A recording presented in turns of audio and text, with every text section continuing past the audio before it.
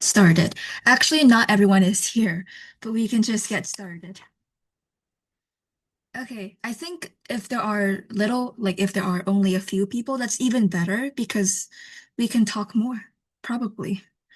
Okay, but others are gonna come in soon, I guess. Just that they are a bit late. So today is week 11, which means it is practically the last day for learning because next week we'll have another debate match. So like a second one.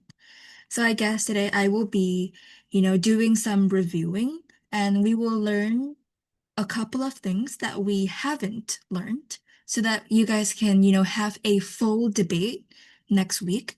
Because like the last debate we had, we don't really have a reply speech. So we will learn that today and some other stuff as well. Okay, I will not wait anymore, so I'll just share my screen for today's lesson. Okay,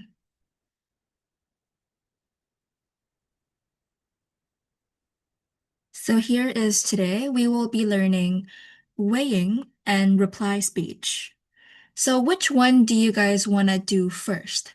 Do you want to learn the weighing part first or the reply speech first? Like which part? You can choose, like turn on your mic, or you can type it in the chat. I mean, they're all the same. Wheel of names. Okay, sure. We will do that. Okay, let's see.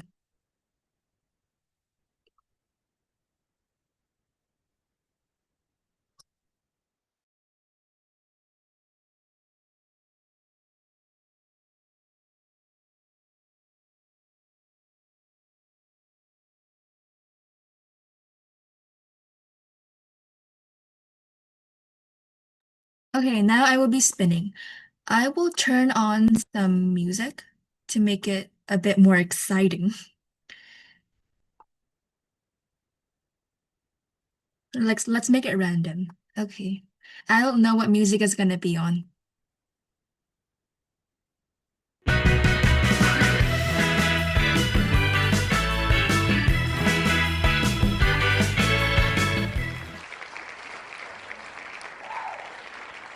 Okay, looks like we're gonna learn the weighing part first, and then we will do the reply speech after. Like reply speech are actually very quick. They don't really have a lot of information because it is only a 4-minute speech. And I would say not the most important speech, but we have it in debates. So we will do the weighing. The weighing is that we're supposed to learn the weighing in week number 3, but then we don't have enough time. So today we will be covering that. So here, let me just jump like straight in. So we will have like time to, practice and we will not go over time. Okay, so this is the weighing part. Basically, weighing is like comparing. Yeah, I see like a lot of some people have just joined, so perfect timing. Okay, so now I'll be explaining them. Here, weighing. So this is the Vietnamese meaning, and this is the meaning in English. It is that assume both arguments are true.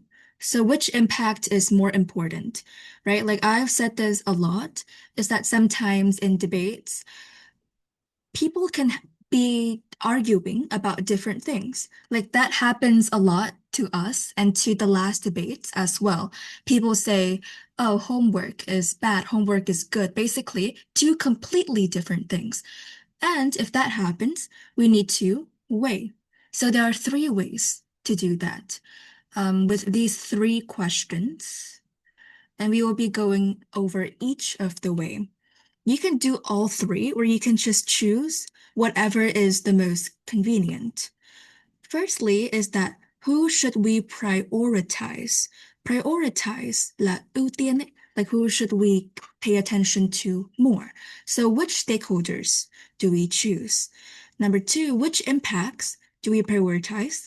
Like which impact is better? If the affirmative say this impact and you say another impact, you have to prove why your impact is a bit better than the other side. Number 3 is which arguments are dependent on other arguments, which means which argument is the most important. For example, the affirmative, if you are the negative, okay, and the affirmative, they might say a lot of things, which can be true, but you can say, okay, but those things will not happen if we did not say this. So yeah, basically we weigh based on three factors. I will type it in the chat. Stakeholders, impact, and arguments. Just those three, and we will use them to weigh. Um, Now which speaker, so second question for you, and you can answer this one. Okay, I will type it in the chat. Which speakers will do the weighing in their speech? So which speaker, first, second, or third? Which one do you think? You can think about this for a bit. Yes, we go ahead. I think it's the third speaker, or maybe like the second speaker. Yeah. Why do you think so? Well, because they have to compare throughout their speech. For example, like this can also be used in rebuttals. This can also be used in rebuttals. Um, they have to like weigh a lot because the first speaker of the affirmative side, he is just like providing some definition, status quo, and then his arguments. He doesn't do anything like weighing.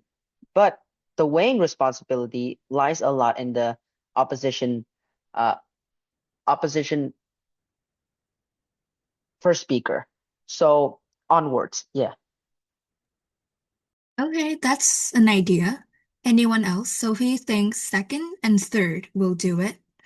If you have like the same, you can just share yours, or you have like a different way to explain it. Yes, Neo, what do you think?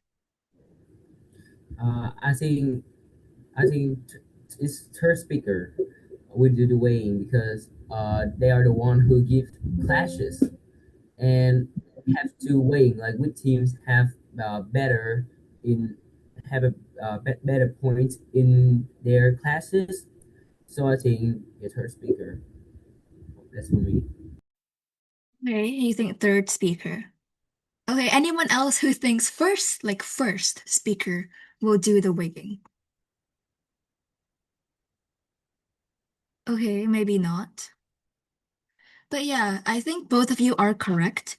I mean, first, I would say all speakers do weighing, but they just spend time differently. For example, third speaker is definitely the one who weighs the most because, like Neo said, they give clashes. So they will spend like almost all of their speaking time to wait. But second speaker also do that. Like second speakers will do that in the rebuttals or at the end of their speech. First speaker, they don't spend a lot of time weighing, but they can if they want to, but like normally not. So yeah, it doesn't really matter who does that. Okay. Do you guys have any questions on this? We will now like dig a little deeper. All right. So the first way is who should we prioritize? Which stakeholders? So there are four. I mean, like those are four things that you can look into when you ask yourself this question. For example, in a debate where you think, oh, there are two stakeholders happening, but which stakeholder is like, which one should I pay the most attention to? Let me give an example. I don't really have emotion right now. Let's see. Just like this one, I will type it in the chat. This house believes that learning languages is no longer important in today's technological world. Okay, I just typed the motion in the chat. This motion means that in today's like technological world, AI, etc., we don't have to learn languages. We can just, use tools to help us. Before I explain, can somebody tell me what do you think is a stakeholder in this debate? You can tell me a lot, or you can just tell me one or two. for the motion in the chat? Okay, maybe 30 seconds to think about it.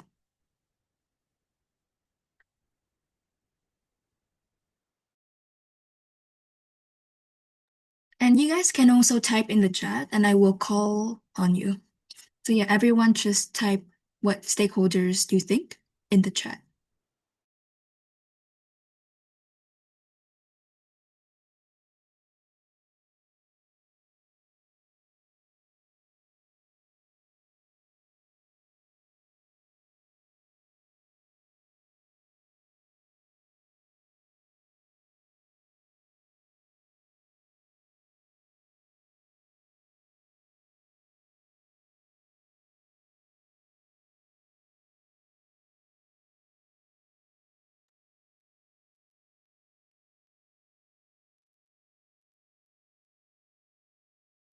Okay, I see Neo's answer. For Helena, Tu, and Hun, make sure to type what you think as well.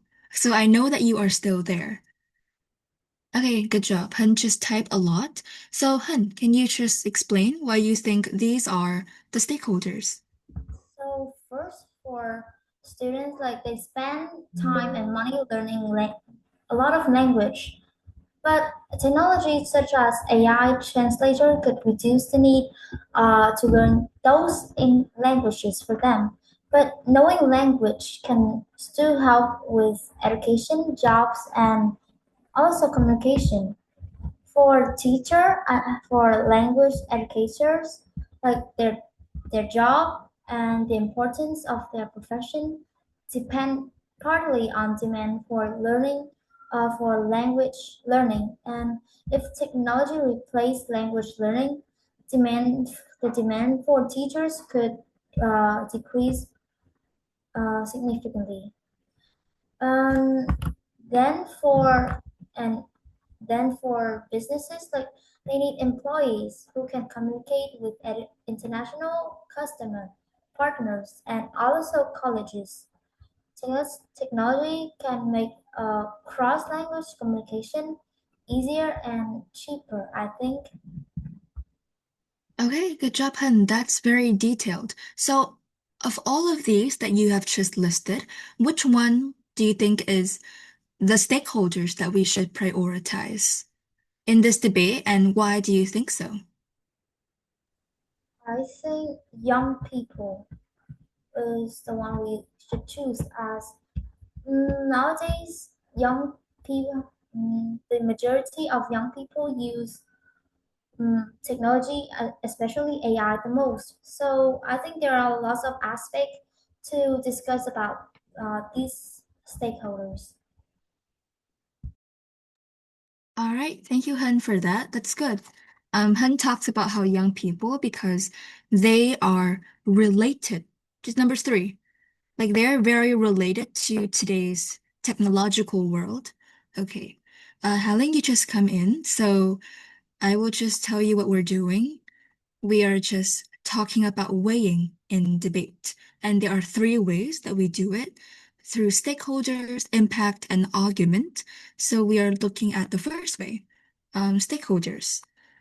Okay, so after Hun just finished, as you can see, in a debate, there can be many stakeholders, but it's a lot better if we choose one and we focus on how they actually influence the debate.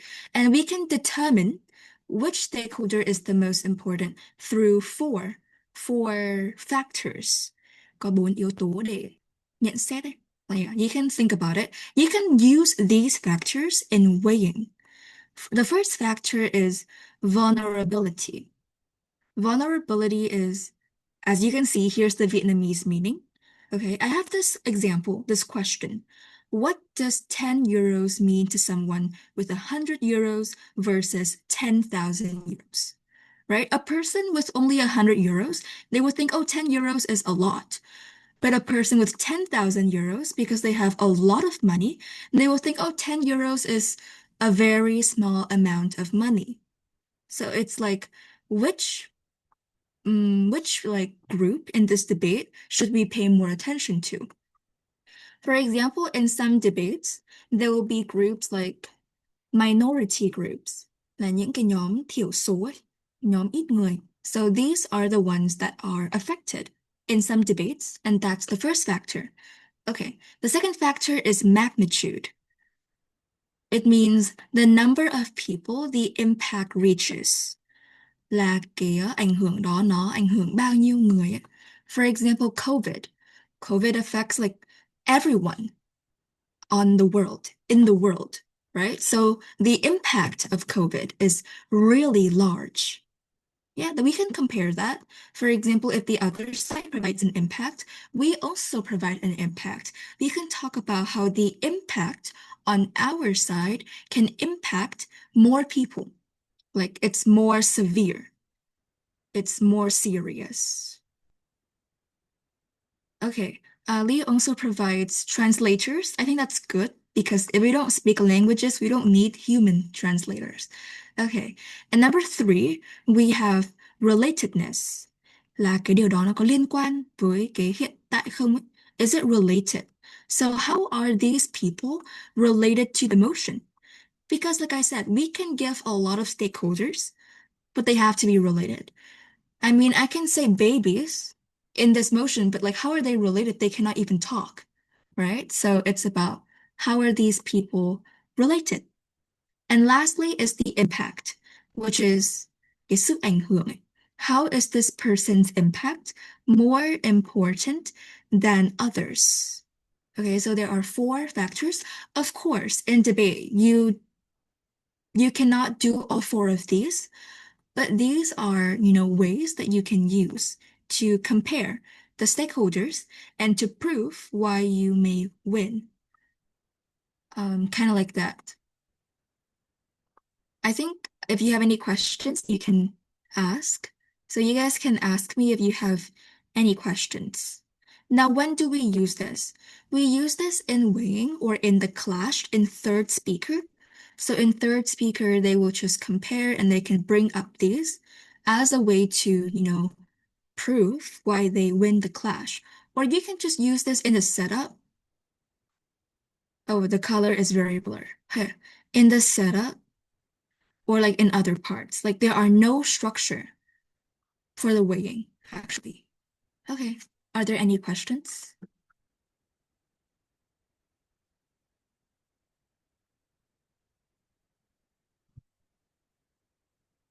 Okay, maybe no.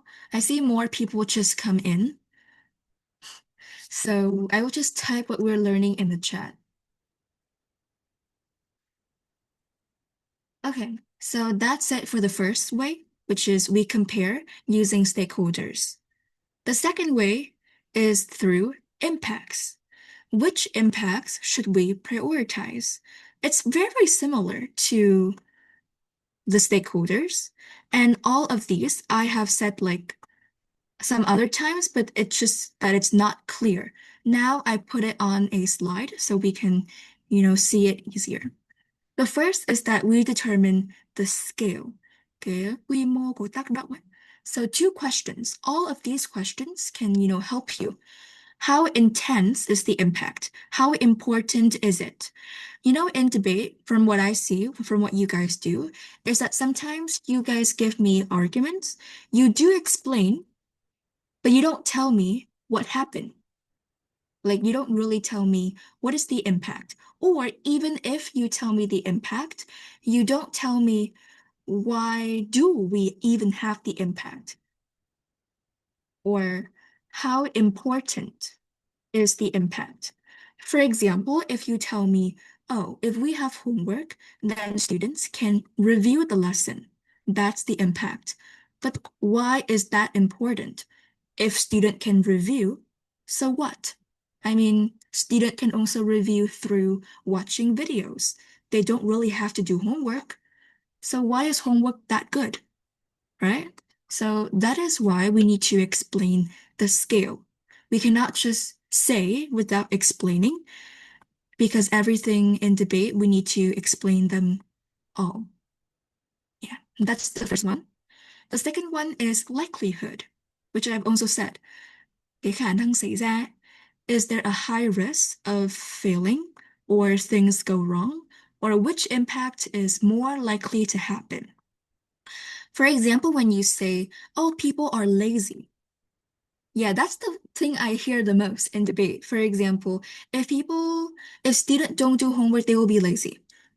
How will they be lazy? I don't know because we cannot prove that. What is the likelihood of them being lazy? Because there are some students who are still very hardworking, even if there are no homework, right? So we need to explain how likely is the impact. So it will be more persuasive. Okay, number 3 is exclusivity, là cái tính độc quyền ấy. Is this the only way to accomplish this impact? Is this only exclusive on your side? Because on their side, maybe they will have the same impact. So whenever you mention anything, you have to explain, okay, why is this only true for our side and why your side cannot achieve it? Because if both sides can achieve it, then who wins, right? Nobody wins in a debate. So you have to prove why only your side can do it. Okay, and lastly, number 4 is long term and short term. Which one is more important in the short term and in the long term?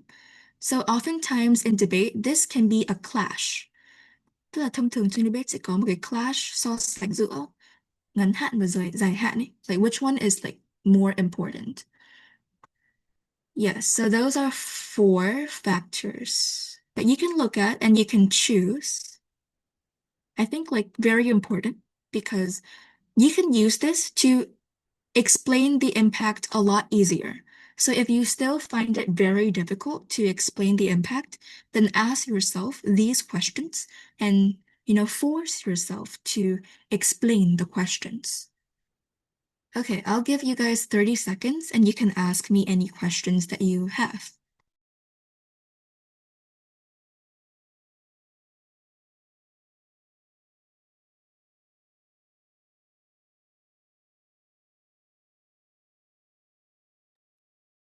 And if you're confused, you should also ask as well, and I'm willing to explain again.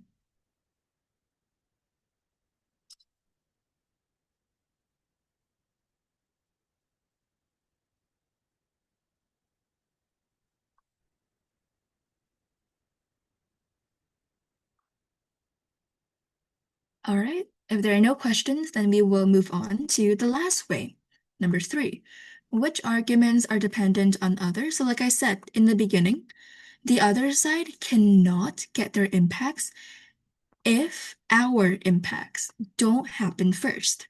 So, which means their case is dựa dẫm vào is dependent on ours. So you can say that, but not always. It depends. Yeah. So those are just some ways. And yep, that is basically 3 ways. The last way. So you can ask me questions on this. For example, if they mention a lot of things and you think that, oh, it's not true, you can also say this, how our side should be placed first above their side.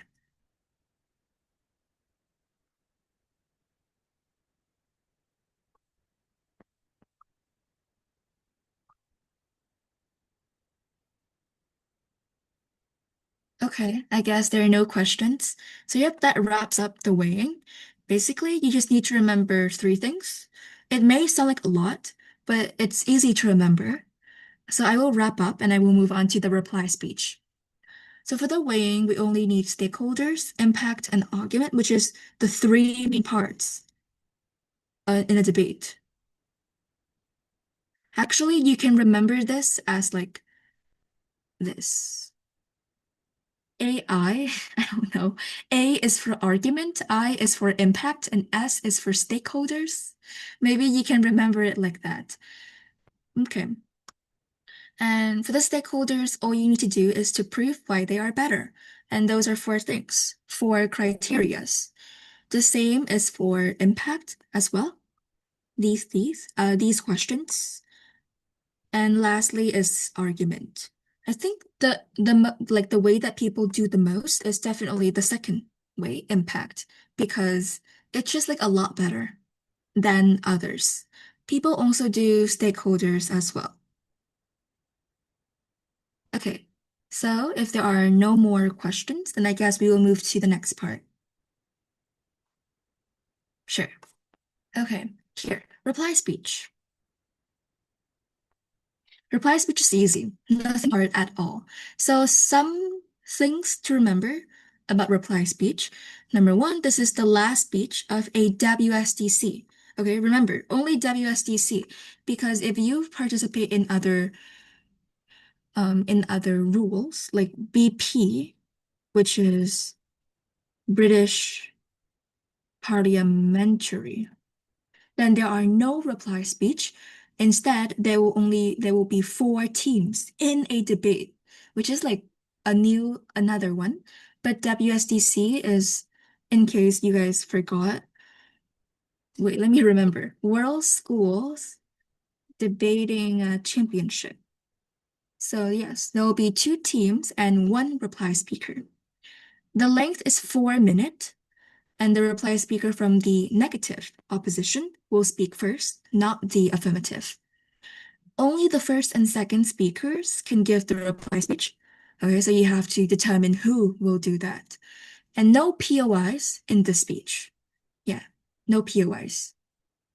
Okay, next slide is the purpose. Two, you basically are a biased judge.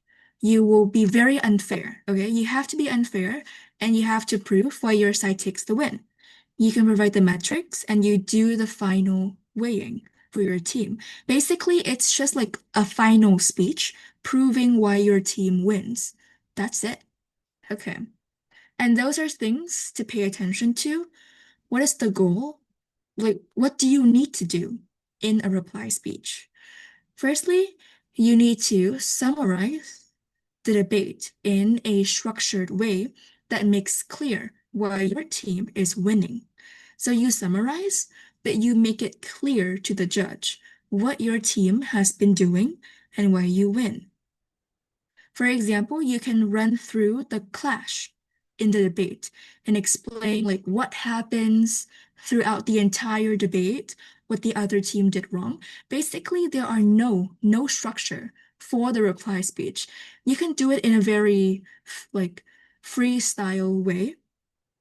You can just talk about what the other side did wrong, what your team did right, and why you deserve the win.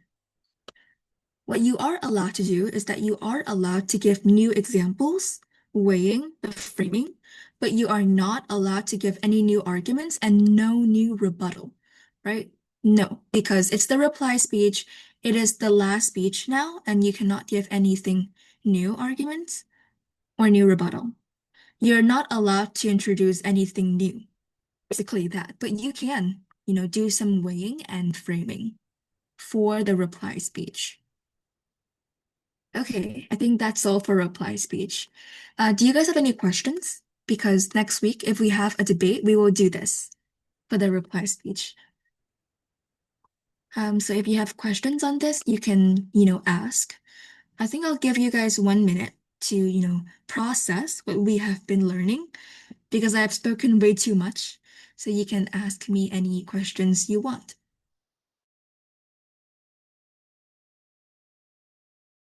Oh, I'm working on it though, but I'm not sure. We may have or we may not. Depends.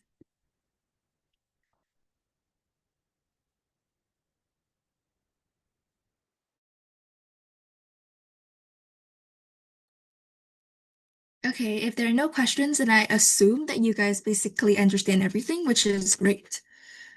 Okay, so now we will do the practice part.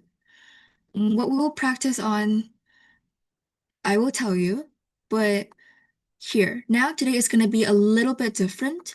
I want you guys to find a motion, not a topic anymore, but each of you will find a motion. Okay, and you put it in the chat, and we will spin the wheel for the motion that we will practice. So I'll give you guys 5 minutes, okay, to find a motion.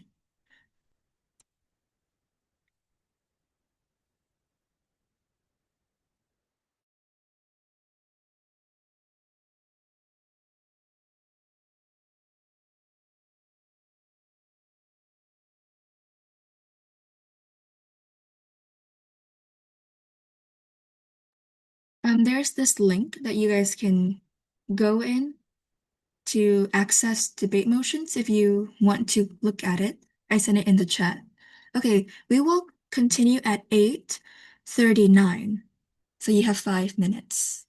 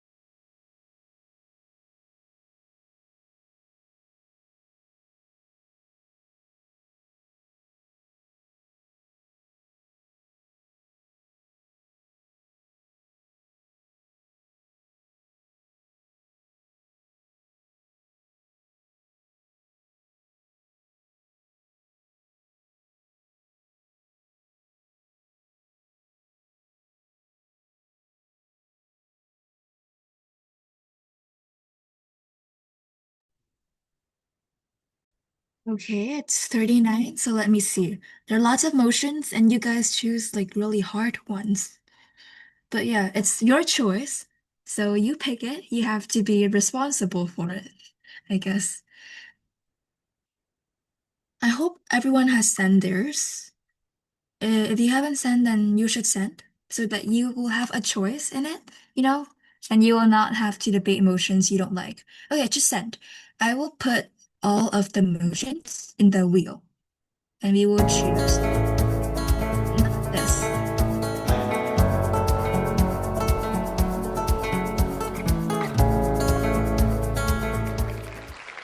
Okay, I don't know how that happened. Okay, I guess everyone put there. So this is Helena. Where do you guys find these? They're really interesting, but hard. Why can I Oh, I cannot paste it. Wait.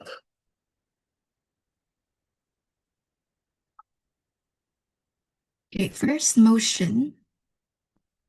This house. Oh, I cannot paste the motion in the wheel. That's weird. Let's try again.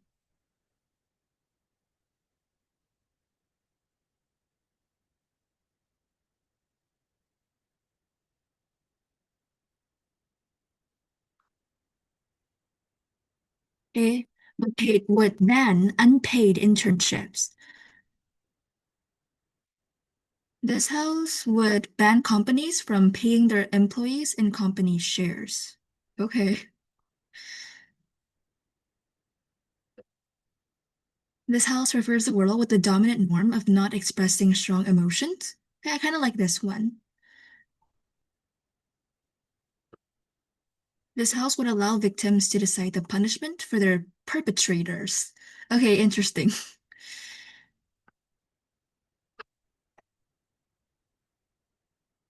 Wow, this one is kind of hard, but sure. I hope it doesn't land on that one. There's an LGBTQ motion, which is good. Okay, glorification. I'm not sure about this motion though, because we don't know anything about Africa. So I'm not sure, but okay.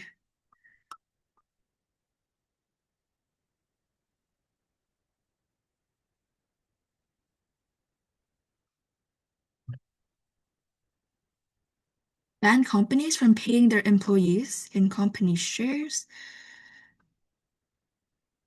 Oh, Helena and Lee has the same motion. Wow. Okay, so I'll just paste one then. Okay, now I will spin. We can spin the second time though, but it's fine.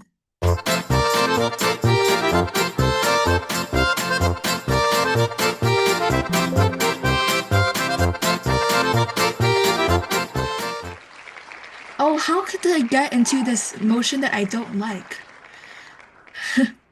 Do you guys want to spin a second time or you want to go with this one?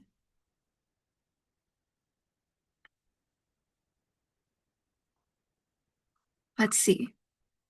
Yes, so I will remove this and we will spin again. Okay?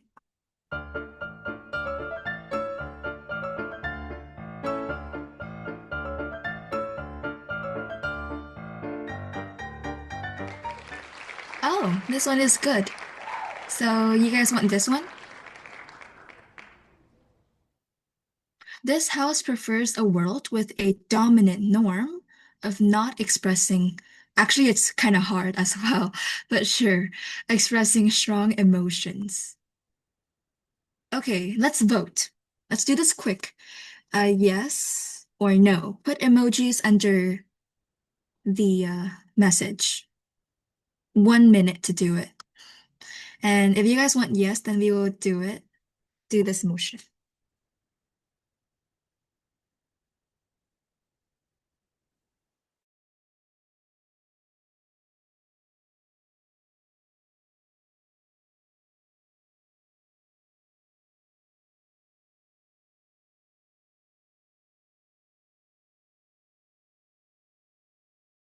Okay, I only see Neo say no. How about the others?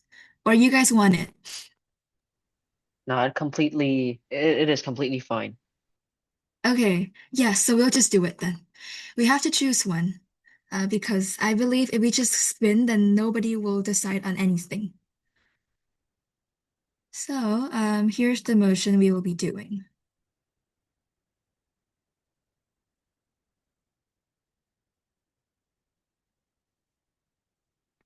Okay, what you do, I just put it to one, or you can have two argument, and you do the setup. You have preemption and weighing. The reason why we weigh because we have the preemption, so you can just, guess what the other side might say, and you weigh it against yours case. And if you can, make sure to apply what we have learned about weighing. You can apply it and you can ask me any questions if needed. I will send the slides in Zello so you guys can look at it if needed.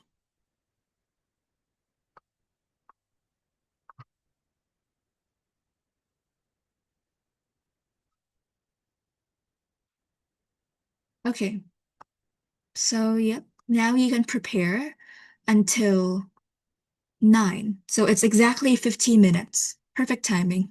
Okay.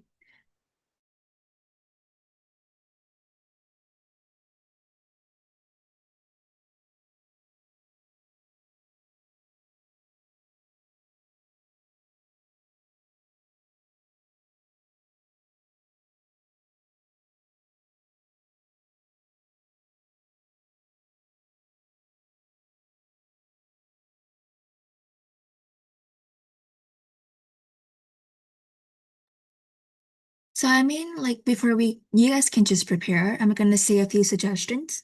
Is that there's a lot of way to debate this. It's a preferred motion, which means this world doesn't exist, right? So you have to give a counterfactual, you have to explain how this world looks like. If you have to explain what is a norm, like what does it mean to be a dominant norm, okay, how it looks like, and if in this world it's a norm that we don't express strong emotions. Give me examples of strong emotions. Crying, laughing, angry? I don't know. Like, you guys have to give me examples of what is considered as strong emotions and how this world looks like. Okay?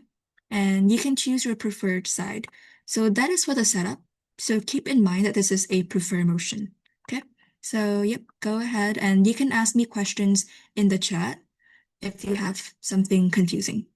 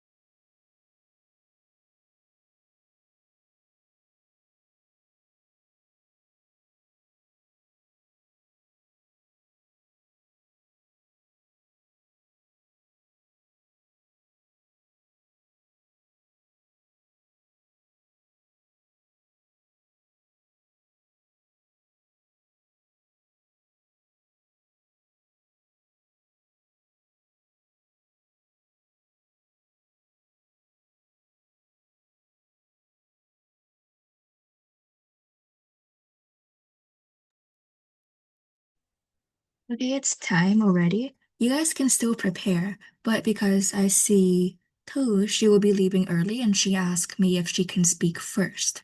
So sure, two if you're ready, you can begin. And the speaking time will be 4 minutes. Okay? You guys can go over 15 seconds. Okay, my speech will start in 3, 2, 1.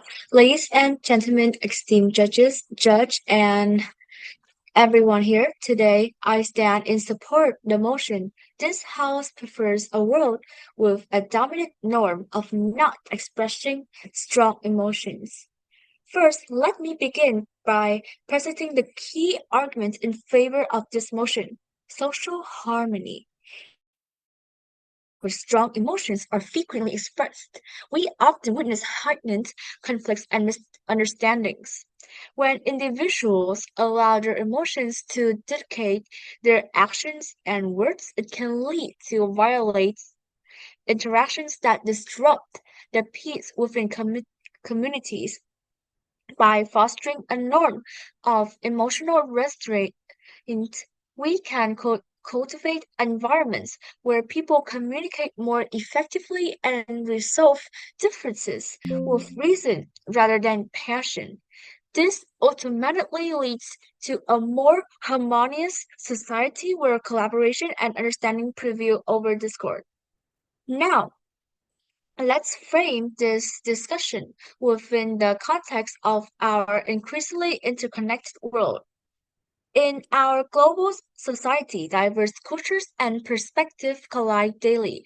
If we prioritize strong emotional expression, we risk exacerbating tensions and divisions among different groups.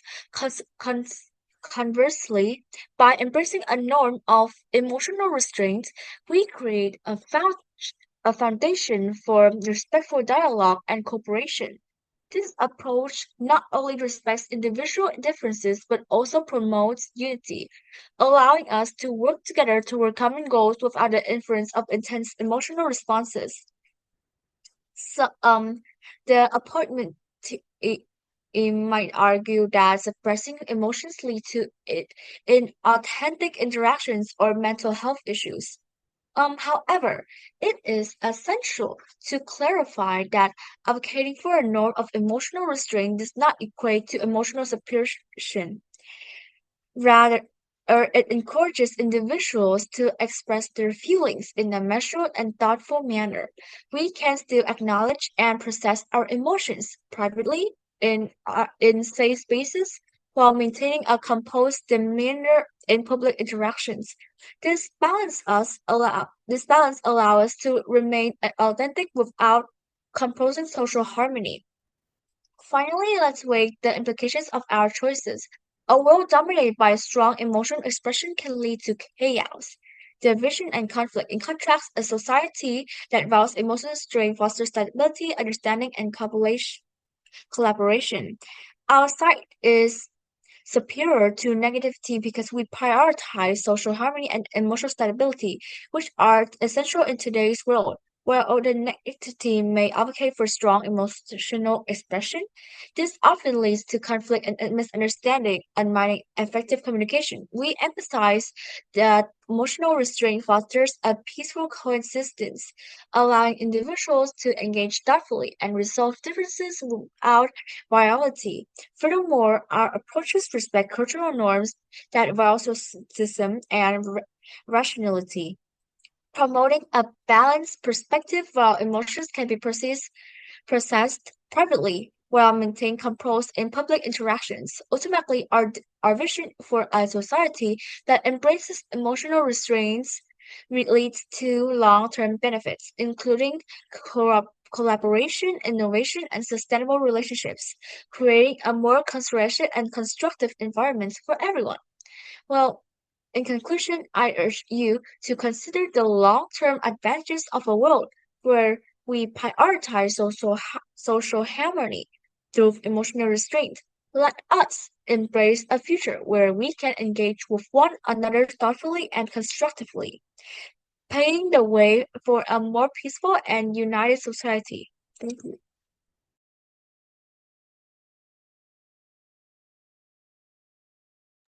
All right, thank you too for your speech. So I think for the good sides is that you're able to give relevant arguments for this motion. And for this, I'm going to give feedback for the framing. And I think this feedback is universal, which means for the other speakers, you guys can also refer to this feedback for your speech as well, since I will not be repeating it again. So for two, even though you provide me the arguments and the weighing is actually pretty good, I think framing is needed, in which that you have to explain the key terms in this motion and how it looks like, as I previously stated. Because the motion is about this house prefers a world with a dominant norm of not expressing strong emotions, and you agree with this motion. And this is a preferred motion, so you guys have to distinguish, which means you have to differentiate the status quo and the world. So, too, I would love it if you can tell me, okay, what is the status quo right now? What is happening with people expressing emotions versus this counterfactual world? How are they different? That's number one. And number two is explain some terms. What does it mean if something is a dominant norm? It can be something which is socially accepted in a society, or people follow it because they think it is basically the most common perception. And also give me examples of strong emotions, because even though Tuyu said to me, okay, this can make, this can reduce conflict in society, but I'm not sure what exactly are those strong emotions. If I cry, that is a strong emotion. If I am angry, that is also a strong emotion. So make it very clear for me, what does it mean? Especially the confusing terms in a debate. But I think you did pretty well in the winging, in which you talk about the implications, people's choices, and you talk about the main clash, which is how it creates a better society, which is good. But if you are able to add the framing, that would be better. You can divide your time wisely. Because we only have 4 minutes, you can spend around a minute for the framing and then 2 minutes for arguments, or a minute 30. And then lastly is the weighing part. If you have more time, you can divide your time accordingly to your material. Okay, but that's the feedback for you. All right, thank you too for that. So the next person, who would like to go next?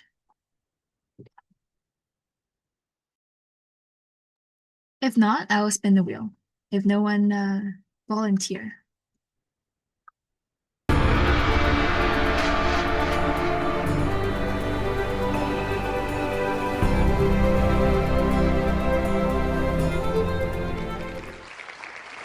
Okay, Haling, you're up next. Are you ready? Wait, Haling is not even here. Right? Okay, she's not here anymore, so we'll just spin another time, like again.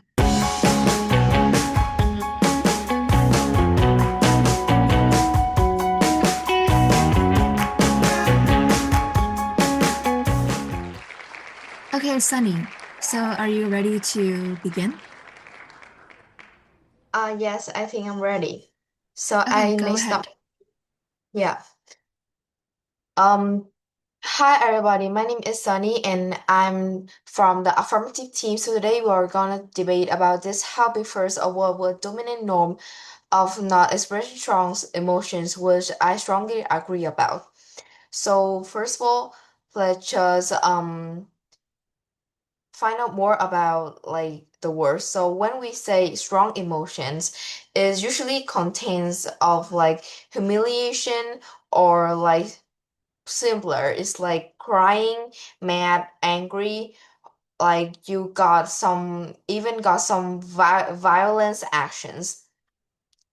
And dominant norm, in my opinion, I think that dominant norm is um like a way that people lives and act like nonchalant. They like they don't express so much emotions, like they just got a low temper. So now let's just go straight into my first argument. So I got um is about preventing violent conflict and escalation. So for a short explanation here, high intensity emotions, like as I said previously, especially anger, humiliation, and sad crying, some kind of that, could rational thoughts like is could trigger impulsive reactions. When society like they encourage and expressing these raw feelings, small arguments quickly, is easily turned into a physical fight or long-term long-term incident, which is very kind of dangerous and will affect your mental health. And a norm of emotional resistance forces like a cooling period, like is ensuring that people handle conflicts with reason instead of impulse. So just imagine, for example, like road rage incidents, like in a high emotion world. So if some drivers just drive like they drive in the wrong way or just cut someone off, so it will leading to screaming and is very common for even physical violence, which is very like intense. So in we live in a dominant and like in high recent world. So, but drivers keep that temper in check, keeping leaving space to handle the era like in the most complete way as possible, and like just let it go, like just move on. And here I think that um the way here is I just want to say to talk about like the safety like versus expression. So preventing permanent physical and emotional harm from rage outweighs the temporary discomfort, is holding back your immediate feelings. So social safety and stability must come before individual emotional expression. So for my pre-preemptions, I think that the opponents will be claimed that like the strong emotion, if we just hide it like that, it will causes mental health issues. But from a perspective, however, restraining public emotional outbursts is not the same as ignoring your feelings.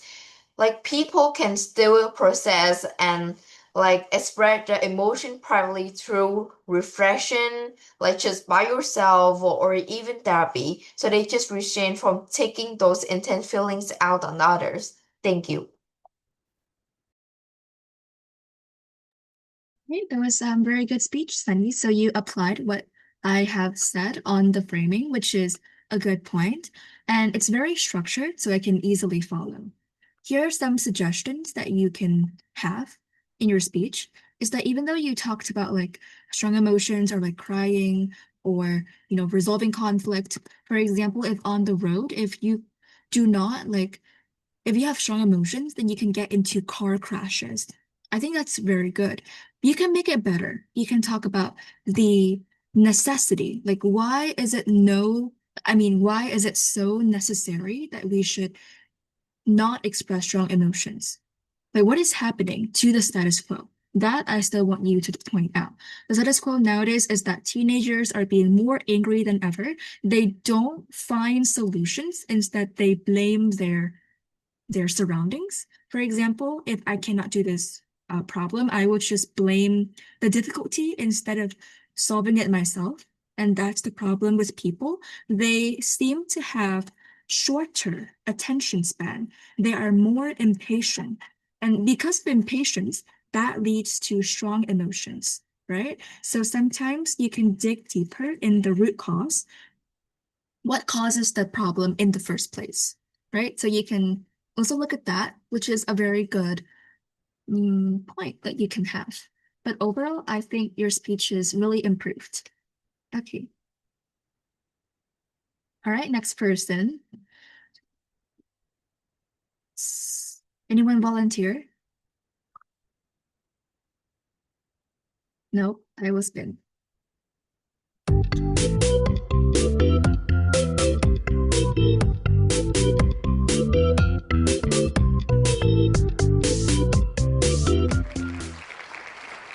Okay, if you're ready, then you can start.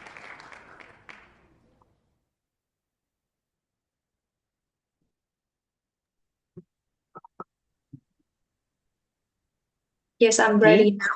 Oh, Okay, sure. So as my speech will start now, I'm in the affirmative side. So first of all, let me clarify what I mean. So I'm not saying that people should stop having emotions. Feeling angry, sad, or excited is completely normal. What we want to define is social norm where people don't express these emotions in a very strong and intense way. Instead, they can expect it to calm down before reacting. So our argument today is this creates a more peaceful and calm community. So think about a normal disagreement. Two people have a problem with each other. One person becomes very angry and start shouting at the other one, and the other person feels attackable. So they became angry too. Then both sides speak more loudly, say things they don't really mean, and the small disagreement becomes a serious conflict. So the problem is not the disagreement itself. The problem is emotional escalation. So in our world, strong emotional expression is not the normal response. If you are very angry, you are expected to take some time, calm down, and then explain your problem. And you can still say, I disagree with you, or maybe you hurt me, but you do it without immediately turning your emotion into aggressive behavior. You may regret with some behavior, this behavior. So now I want to preempt the main opposition's argument. You know, they may say that suppressing emotions is unhealthy, but this argument confuses feeling and emotion with expressing the emotion intensely. So in our world, you can still feel angry, sad, frustrated, uh, but we can only change in what society considers like an appropriate way to express those feelings. In fact, when emotions became extremely strong very quickly, especially anger, they can put short-term stress on the body and make it harder for people to think clearly. Most importantly, we don't need to react immediately. Strong emotion often become less intense after we have had a time to calm down. So instead of saying something painful at that moment, people can wait and communicate their problem more calmly. So finally, let me weigh this debate. First of all, I think this matter because it's prioritize everyone in our community because everyone has to interact with other people every day. So secondly, the opposite may prioritize human about their own freedom. However, we think long-term peace and stable relationships is really more matter more than the short-term freedom to express very strong emotion immediately. So the third one, the oppositions argues depends on assuming that people must strongly express their emotion in order to deal with them. But that is not true. We can recognize and communicate emotions without turning very strong feeling into intense behavior. So for these reasons, we strongly support the emotion. Thank you. All right, thank you, Lee, for that very fine speech. I think you're very good at framing the debate. Like you are a pretty good first speaker. If maybe you join a competition and with your friends, you should be a first speaker because Lee frames the debate in a way that is not unfair, but it's kind of true if you think about it. So Lee talks about like, what does it mean in this norm to not express strong emotion? Remember, the key word is express, which means that you can still be angry, you can still be annoyed, but it's a matter of how you express that emotion. Like, and Lee said that in this world, you are expected to find solutions to your problems, talk with your friends. Okay. If there's one thing that you can prove, I think you should prove like how people are willing to do this in this world. Because, the other side can say, who cares if you cry? Because they will say that like emotions are limited. Sometimes you can't control it. So suppression, right? So you can talk about how suppression or oppression of emotions will not happen on your side as well. But yeah, that's the only thing I will suggest to you. But that's good. Thank you, Lee. Okay, a lot of people raise hand. Hui, you can go ahead. Okay. My speech will start in 3, 2, 1. The motion. This house prefers a world with a dominant norm of not expressing strong emotions, means society values moderation in emotional display. It doesn't erase emotions or make people robotic. Instead, it sets a norm where stability, composure, and rationality are prioritized over dramatic outbursts. People still feel grief, joy, or anger, but are expected to manage them privately or in controlled ways. The debate is about whether discouraging overt emotional expression leads to healthier progress in a fast-paced world. My preemption is that opponents may say suppressing emotions harms mental health or causes disconnection, but this motion is not about total suppression. It's about discouraging excessive outward expression. Emotional regulation is already valued in workplaces and communities. This norm simply extends that principle. People can still process emotions internally or with private support systems. By emphasizing composure, society avoids inefficiencies of overreaction and keeps collective focus on growth and productivity. So the motion promotes balance, not denial. Moving on to my main argument. In a high-paced modern world, individuals should not devote most of their time to deep grief, rage, or terror. Two mechanisms explain why this norm is beneficial. First, self-satisfaction. Many people are already content with their achievements. While confidence is good, it often leads to complacency, believing they've reached their peak. They stop seeking new challenges or skills.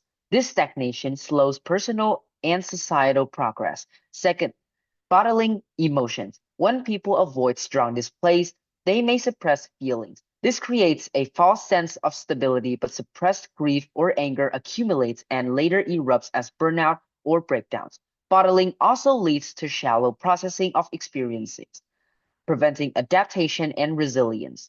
Together, these mechanisms show how discouraging strong emotions keeps individuals focused on progress while exposing the risks of unmanaged emotional buildup. Let's weigh this debate, shall we? On balance, the affirmative side outweighs. A dominant norm of not expressing strong emotions ensures focus on progress rather than being consumed by grief or rage. The harms raised by the opposition, reduced empathy or shallow processing, are minor, since emotions can still be felt privately. The benefits are systemic: less stagnation, fewer disruptions from emotional overreactions, and stronger collective stability in a fast-paced world. In weighing impacts, the affirmative secures long-term resilience and efficiency, while the negative highlights only individual discomfort. Thus, preferring a world that discourages strong emotional expression produces greater net benefits for both individuals and community. I rest my case. Here's a very solid case with related argument. I think like your focus is on how it leads to a better society, right? Which is really unique and interesting. How like, less stagnation, people act accordingly. Here are some suggestions that you can have, okay, to make it even better. You can talk about the root cause because like I said previously, why are people expressing strong emotions in the first place? Also, you talked about people can still express it internally or with support system. I want you to explain how that works or how that is still beneficial, even if they express it internally and they don't express it like publicly to a lot of other people. How is that still good? You can also, if you want, you can provide a trade-off. You say, okay, we are willing to not have a lot of people publicly expressing their emotions overtly, but we believe that the case on our side completely overweighs this trade-off. And why? Right? Because that is something that affirmative will lose in this debate because like people in this world cannot just express their strong emotions. So you say, okay, we are willing to do that. Like just make it willing if you want. But yeah, that is some suggestions. Okay, thank you, He, for that very good speech. Thank you. Okay, Neil, you can go next.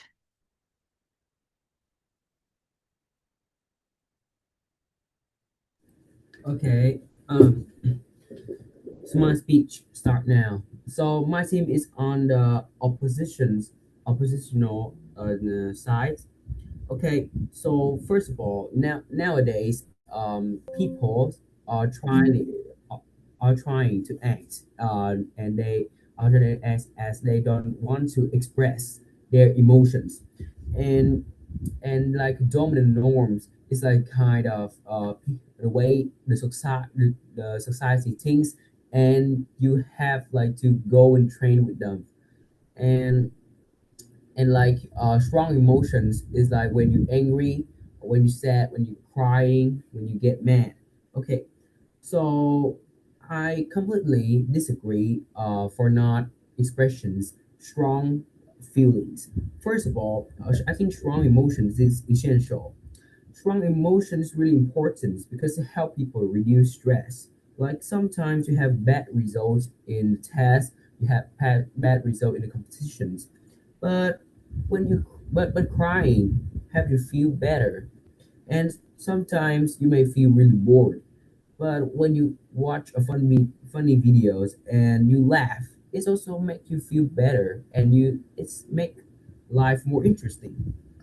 Secondly, it's about loss in intimacy. Like we use emotions in most of our communications. Like like mommy loves you a lot, but she's not only says like I love you to express love. Mommy hurt you. Mommy like express love in the emotional ways, and brother doesn't say like I really like to play with you. We always play and laughing together, like screaming we see something scary things and cry when we live far away.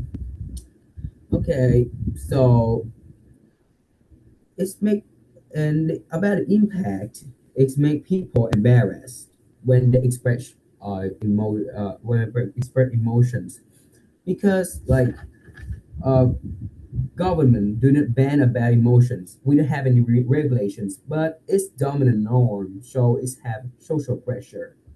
So you may feel embarrassed when you express strong emotions when you get older as a mature, because um, because sometimes I really want to cry like a kid, but I cannot because if I cry, people may like judge me, may like talking about me, and of course, it's don't like, and it's impacts on most of the of, of the young people.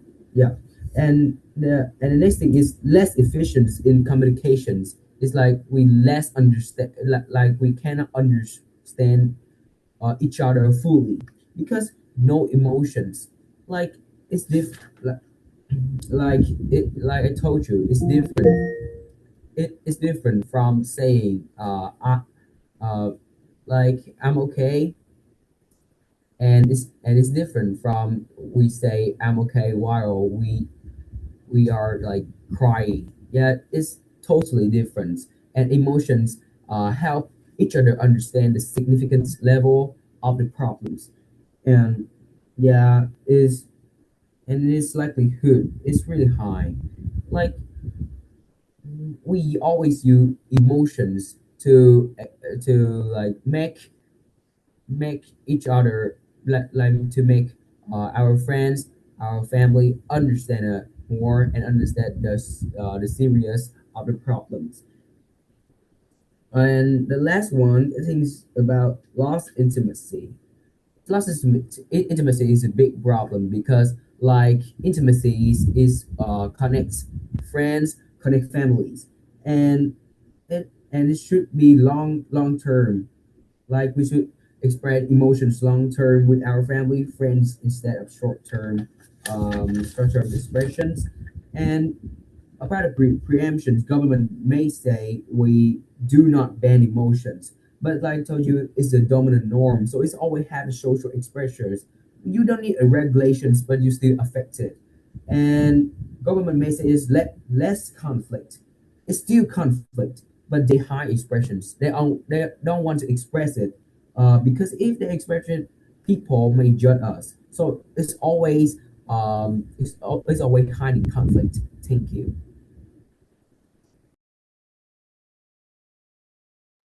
All right, that was a very good speech. So finally, a person on the negative side.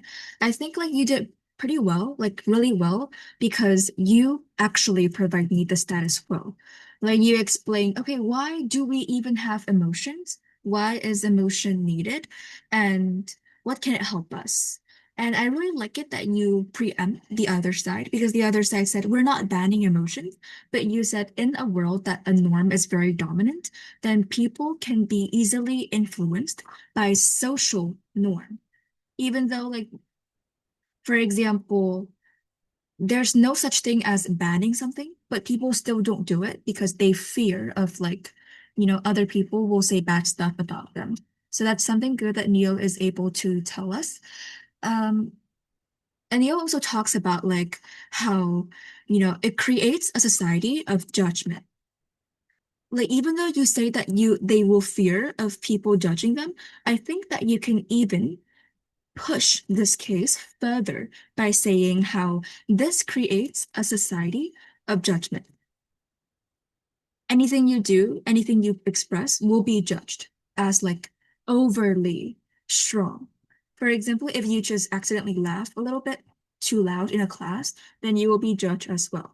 You can find research on Afghanistan because in Afghanistan, then a lot of like, especially women, they do not have rights, like go to school.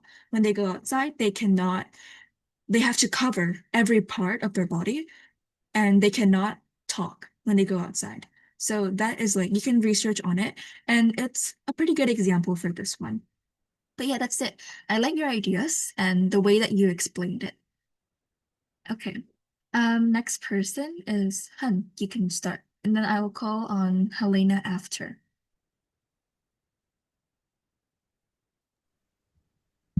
So, wait, please. So, for this debate, the first thing we need to consider is that emotions are natural, but not expressing every strong emotion publicly is not always beneficial. In this debate, what matters most is not whether people are allowed to have emotions, but whether society should encourage people to openly display them. We believe that a world where people are expected to control and manage their strong emotions will create healthier and more respectful interaction. When people are encouraged to express intense anger, frustration, or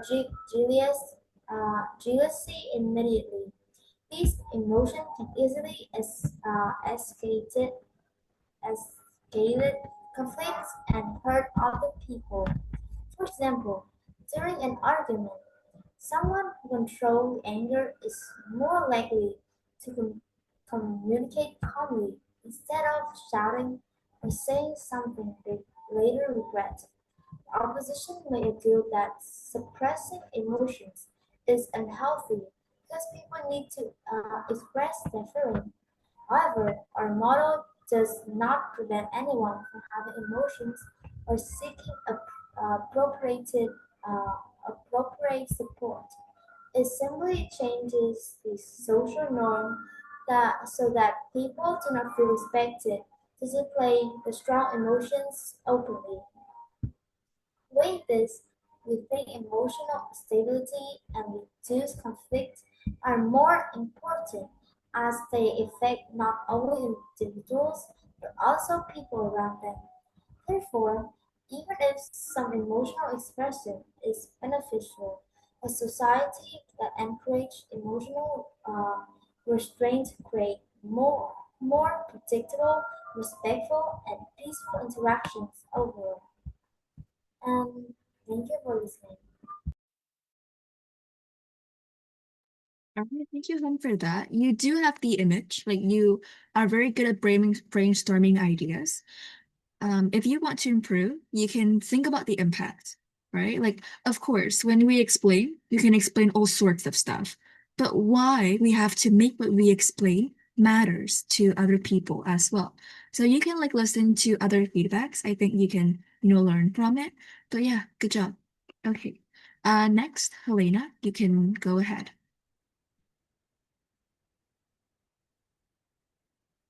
I don't think Helena is here anymore. Maybe she left? Okay, so I will spin the wheel for the remaining. Actually, it's only Sarah. Okay, so Sarah, go ahead. And Helen as well. Oh, but yeah, just Sarah, go ahead. Okay. So I'm gonna start my speech in three, two, and one. So, ladies and gentlemen, today I bring on the floor the motion. This house prefers a world with a dominant norm of not expressing strong emotions. So, firstly, I would like to frame the motions. I define, today, we as the proposition side would like to present our case. So, firstly, we would like to frame the motion. So we define dominant norm as just like unwritten social expectations, but it's not yet a law.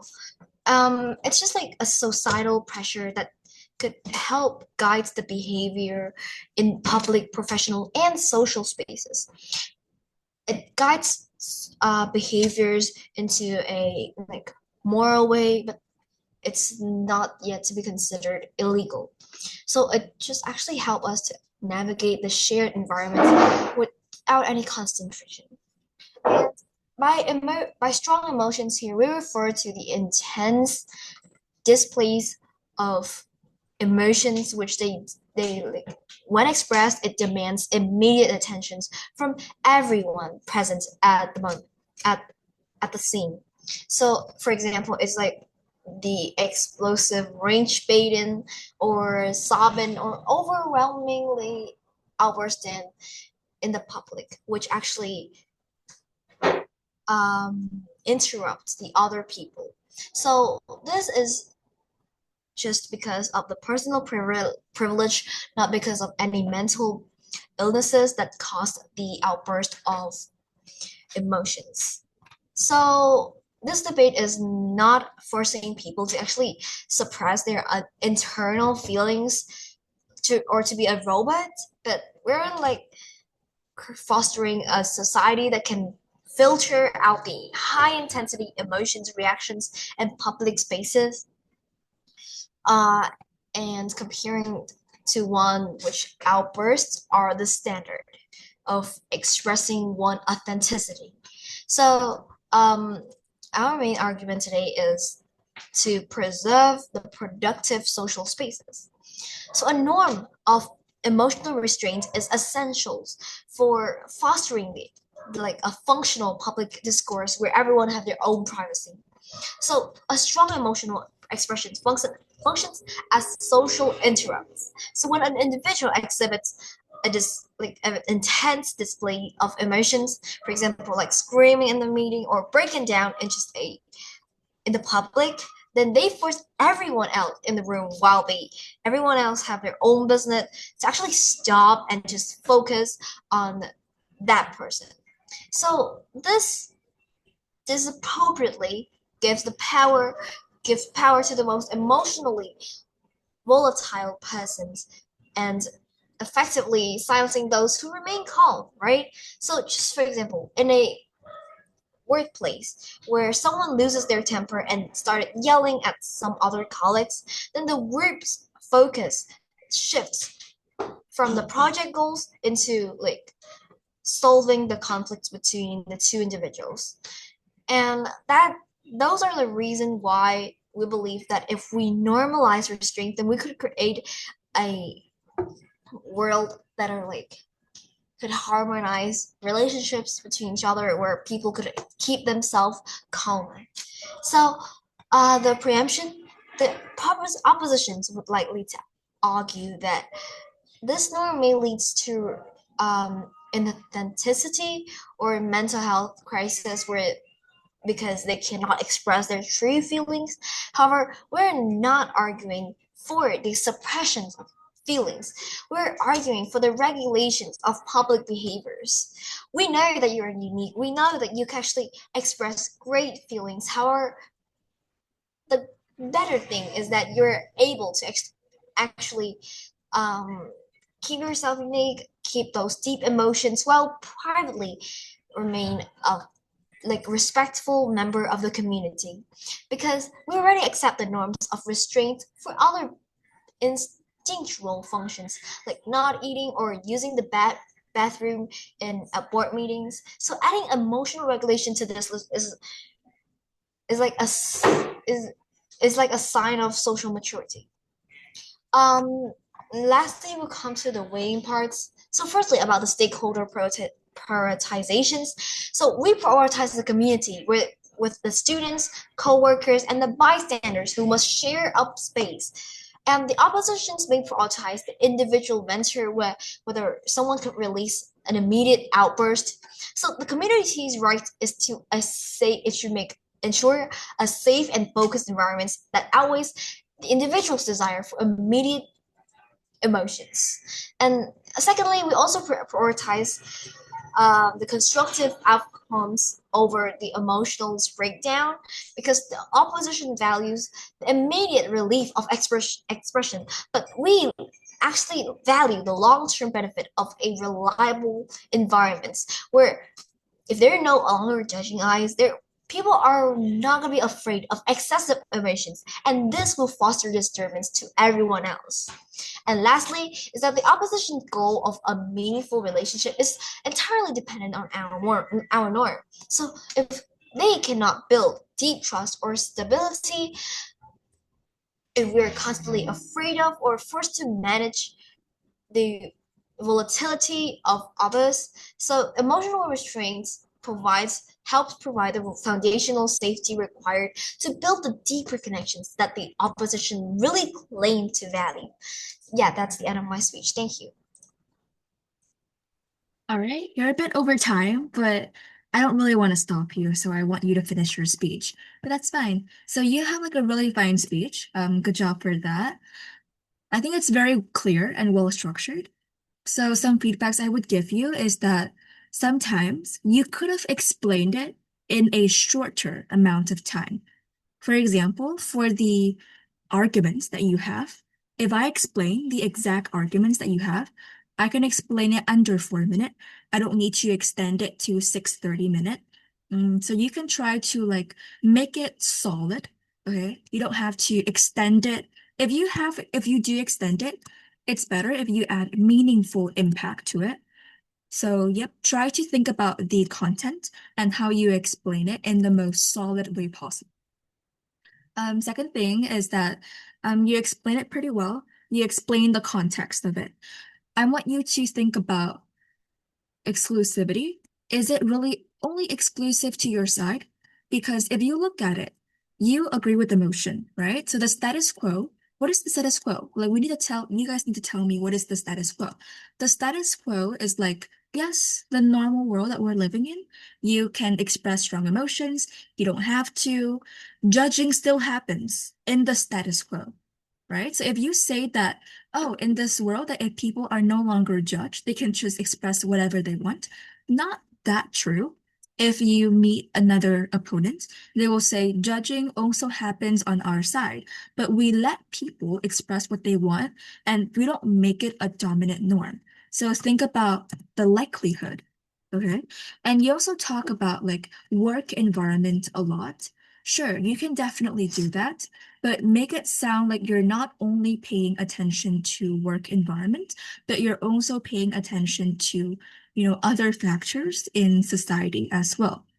And you also talked about like people will stay calm and they will not pay attention to, a lot of the chaos happening in the room. Like you don't have to resolve the conflict. That's good. Wish that you could have explained to me why being calm solves the problem, right? I'm not sure. Like, because sometimes if you're calm and you don't really express your negativity, then your boss may think you agree with him and he will just go on doing like manipulative and stuff. So explain how being calm does solve the problem in this case. Okay, so think about all factors, but that's some suggestions that you can try. Overall, your speech is really good. Okay, thank you, Sarah. Next, Helen, you can go ahead. Okay. Make sure to keep it under 4 minutes. Sure. My speech will start now. We as the opposition does not reject emotional control entirely, but we reject it as a dominant social norm, which pressures everyone to their feelings. In our world, expressing strong emotions is a healthy and like vital part of being a human. It allows people to communicate urgency or like connect deeply with others. So we support a society that accepts the human expressions. First, let's move on to our argument. Our point is that the norm will silence victims and stop the social progress by making it shameful to express a valid anger against justice. The context is that some minority groups, such as mistreated workers, abused individuals, experience deep and like justifiable anger. For example, like in the past, major changes like winning voting rights or labor laws are like just happened when the mistreated got loud and angry enough to force the whole society to like pay attention to them. So the impact is that when people are not allowed to express their intensive feeling, the society will be trapped in an like unfair community. It forces individuals to suffer quietly in order to which will lead to prevent them from realizing others and like share the pain all together. And finally, it will lead to what is called like a social shaming. Like anyone who cries or shouts or like speaks out loud can be treated as unstable and like socially excluded. So they are forced to hide their pain. The preemption is that the government may claim that banning this type of feelings creates a calm like time to help these individuals to reduce the conflicts between them and help their mental health improve better. But I think it just make it disappear rather than it just turns these feeling inwards rather than make it disappear. So yeah, like that in terms of weighing, I think like we just weigh what is worse, like temporary discomfort of dealing with somebody's loud expression versus a quiet society built on hidden expression. Like we prioritize the survival and the rights of the oppressed over the comfort of the privilege. Yeah, that's it. Right, thank you, Helen, for that. I think that was really good. Like you talked about the privileged and the oppressed, and you talked about how like from the very long time ago, social movement, they won, they succeeded because of their protesting. I think that was like really unique because strong emotions can be seen in protest, in rallies, and in election. Sorry, typed that wrong. So, for example, the president or the government might express their emotions, or when people they protest for their rights, they also express the strong emotions, and that's basically how we get people to agree with us. Being loud is what draws attention. I think that case was really unique. You that was really unique that you bring that up. If there's one suggestion, I would only think of like the impact is that how even if some people might randomly or might intentionally have unfair strong emotions, you guys still win. Because like you have to think about the worst case. The worst case on your side. If the worst case happens, you still have a chance of winning. And why is that so? But yeah, that's it really. Okay. And lastly, we have Helena. So go ahead and give your speech.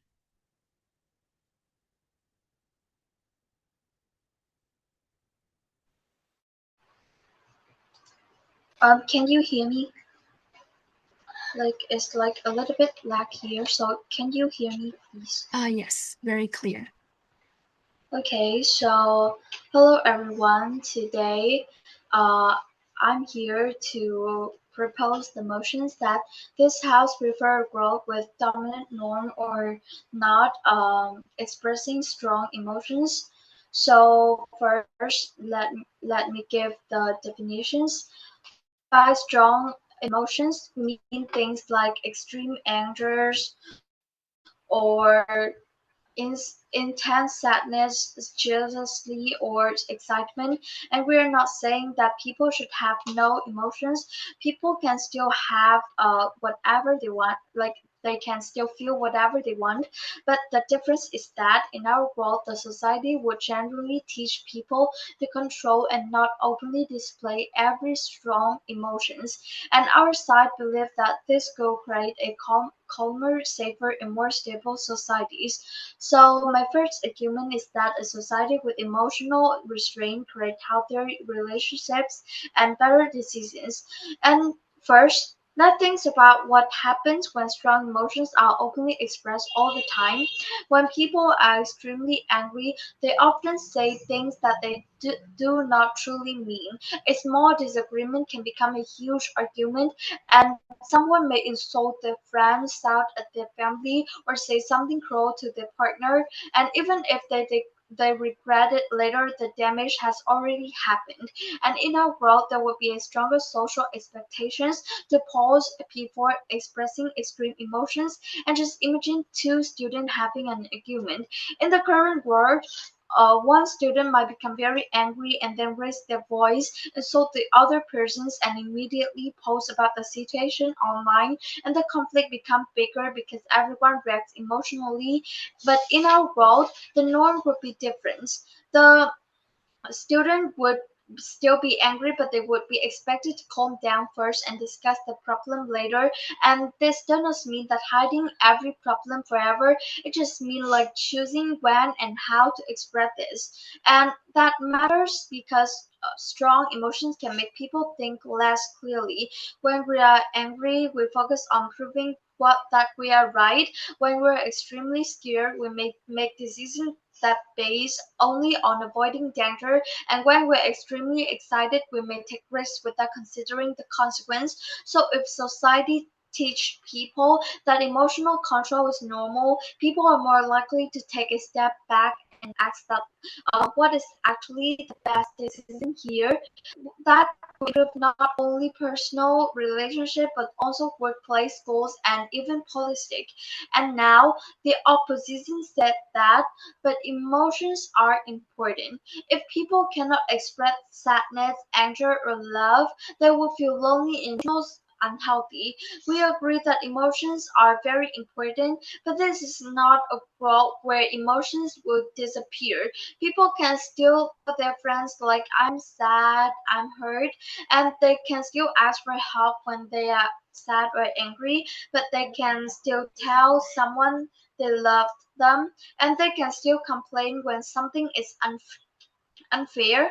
And the only thing that changed is that extreme emotional expression is no longer the dominant social norm. In fact, like this will make some emotional communications better. And there's a huge difference between saying I am really hurt by what you did and I want to talk about it, with screaming like I hate you and you always ruin everything like that. And both communicate our anger, but only one gives the other person a real chance to listen and solve the problem.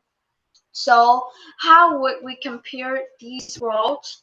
Um, the opposition give us the benefit of emotional freedom, like people can express whatever they feel immediately, but we think the cost is much larger. Uncontrolled emotional expressions can damage friendship, families, workplace, and public discussions. And once the words are said or actions are taken, we cannot take away them back. Our words still allow people to feel deeply, but encourage them to act thoughtfully. So for all of the reason, I strongly propose this motion. Thank you for listening to me. All right, thank you, Helena. It was a long time that you gave a speech in class, but that was really good as well. So Helena also agrees with the motion. Overall, like basically the feedbacks that I give for others are also applicable to almost everyone in class. If there's one thing that you can, just suggestion, okay, so you can add in your speech is like your tone. Maybe you can vary your tone because in debate, if you speak in a monotone, then it may sound not persuasive. Your tone also matters a lot, but that's just one small thing. Another thing that you can look at is how, you know, people who lives in this world, it's like likely, it is possible for them to articulately think about stuff, especially for young children. You can consider different stakeholders, young children, working people, teenagers, and how they will react to this dominant norm. Mhm. Okay, basically that's it for today, I guess. We're pretty on time, and I will see you guys next week. Hopefully, you can join on time, and all of you will be on next week because we'll have a debate match. Okay. Now you guys can turn on your cameras, and we will take a group picture for week 11. We will have like 12 pictures for 12 weeks. And we will see like I'm seeing who appears in every single picture. I think Neil and Hui appears in every single picture because you guys are in every class, and Lee as well, and others. Okay, so I will count from 1 to 3. 1, 2, and 3. Okay, thank you guys. All right, I'll see you next week. Bye. Bye.